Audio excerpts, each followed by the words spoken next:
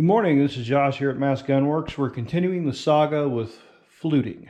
Okay, we've moved on to doing the bolt here at the milling machine, and I just wanted to show you a real quick shot of the setup that we have.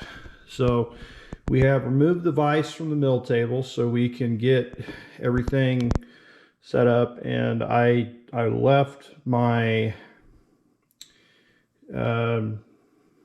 indexing head where it was at because it's already indicated in. I didn't want to mess with it. So we moved the dead center over, and I have the bolt chucked up in a 3-jaw chuck, and the dead center is in the firing pinhole. And I came over to this side and I swept the back side with the dial indicator to get my 0. And then I moved it over to here. And since this bolt is the same diameter all the way down, unlike the barrel, I'm able to easily just sweep this part with a dial indicator to make sure that my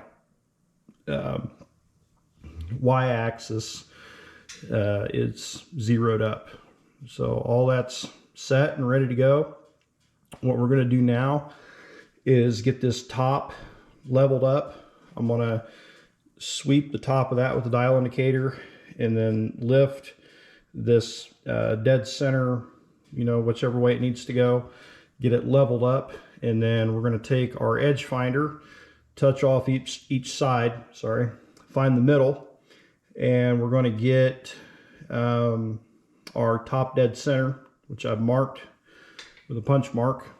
The way I did that, I put it in the receiver in the lock bolt position, and I just used my drilled and tapped holes for the scope mount on the top of the receiver as a center line reference, and that's how I found the top dead center of the bolt when it's in the closed position. So what we're potentially going to do is do a 6 flute pattern around the circumference of the bolt body, and we're going to do the same thing. We're just going to go 30 degrees off top dead center, and that's going to be our starting point. So without further ado, I'm going to get this started. I'm going to sweep the top in, and I'll show you what it looks like when it's all done.